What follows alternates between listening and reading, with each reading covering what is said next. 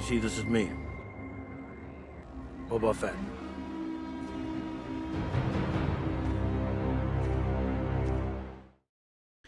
Hey everybody, and welcome back to the Chiss Ascendancy. This is Josiah, and we are on day 13, the big 1-3, the James Harden.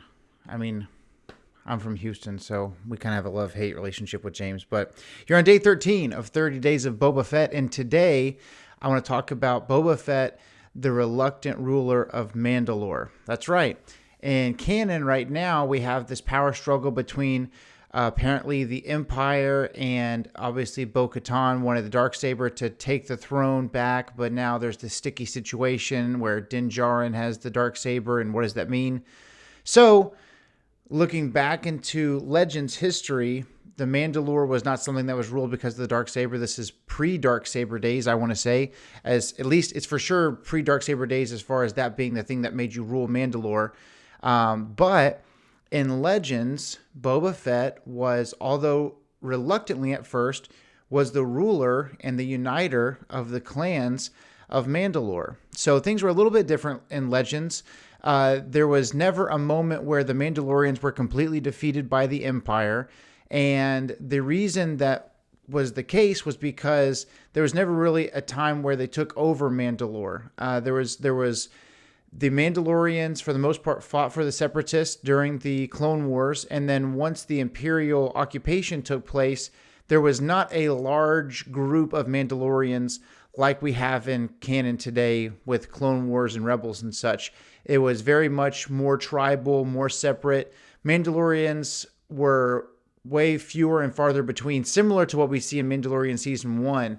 There wasn't that much going on, but there is a moment where obviously we know, especially in Legends content, it's hard to know going into the book of Boba Fett what this looks like. But in Legends, Boba Fett obviously is just a one-man band. He's kind of doing his own thing, and he's looking after himself. Well, there's a moment where he comes in contact with another Mandalorian, and this name is Finn Shisa, and he is a Mandalorian, and he's been around since before the Clone Wars. He fought for the Separatists, and he's actually the Mandalorian leader who is responsible for freeing Mandalore from any kind of Imperial rule on the home planet of Mandalore. So there's this moment where the Kaminoans have actually hired Boba Fett to chase down Finn, and they get onto the planet Shogun. And again, Boba Fett is a Mandalorian, wears the armor, but he doesn't have those family ties, very much like what's in Mandalorian. And so in this battle, it's unclear, no matter how much research I do or how much I read into it, there's never a moment that you know exactly what happened, but something happens where there's a third party. So it's Finn versus Boba, and Boba's trying to bring Finn in, I'm assuming alive, to the Kaminoans for crimes he's committed against them. And there's a third party that I guess intervenes or attacks, and Boba Fett's life is at risk, and Finn Shisa steps in the way and actually ends up taking the brunt of whatever weapon was turned on Boba Fett. And there's a moment where Boba Fett looks down, and here's a man he's supposed to have killed, or he's supposed to have captured, who has actually taken a bullet for him, actually taken, I guess, a blaster bolt is more accurate to Star Wars. But Finn Shisa is dying, and instead of having, what Boba Fett calls a rotten death, where he just kind of bleeds out there, it was beyond repair. And Finn asks, would you give me a mercy kill? Which is basically, would you finish me off so I don't just, bleed out here? And Boba honors his wish, and Finn Shisa's last words were, would you take up the mantle of Mandalore? Would you take up that leadership of the clans of Mandalore? And reluctantly, Boba Fett accepts. And one of the reasons I say reluctantly is even in the Legends timeline, it's believed that 21 years after the Battle of Yavin is when Finn asks Fett, and he reluctantly accepts, but it's not until 23 years after the Battle of Yavin that he becomes the Mandalore. So there's even this 2-year pocket there where we're not 100% sure, but it seems like Boba is still kind of doing his own thing, doesn't want to be a leader, doesn't want to get involved in other people's business and lead the group of Mandalorians on Concord Dawn or Mandalore. And so those 2 years pass, 23 years after the Battle of Yavin, Boba Fett becomes the Mandalore, and he actually helps get the Mandalorians through the Yuuzhan Vong War, which is a war that takes place during the New Jedi Order era of Legends. And that was a war unlike anything we'd ever seen before. It was very volatile. It was very dangerous.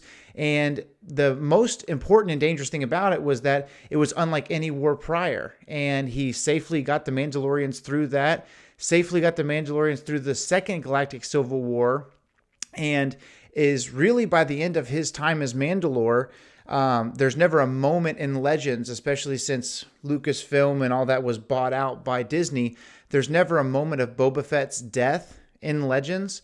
So as far as we know, he's still alive, and that content is still that at this moment he's the ruling Mandalore. And I think one of the things that is my favorite parts about, probably in my opinion, the greatest Boba Fett author of all time would be Karen Traviss, and she gives him the same character development that we see with some of the clone troopers before Clone Wars was popular.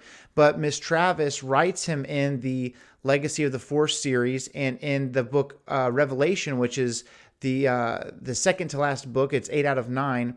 You get some of this backstory of how Fett became Mandalore, and he actually really brings them back to prominence in some ways. Everybody's trying to hire them, and Boba lays down his personal gain. After 45 or 50 years of bounty hunting, he lays down the personal gain, and you actually have a full circle moment where some of the children, and perhaps even some grandchildren, I can't recall, but I know the children of the mix of the Jedi and the Republic Commandos from 30 or 40 years earlier. No, I guess farther than that. If Legacy of the Force is 30 years after the Battle of Yavin, which means, or probably later than that, 30 years after the Return of the Jedi, which would mean it's at least, 40 or 50 years, timeline-wise, because you have Episode 3, and then 19 years later is Episode 4, and then, I guess, 3 years, and then a year.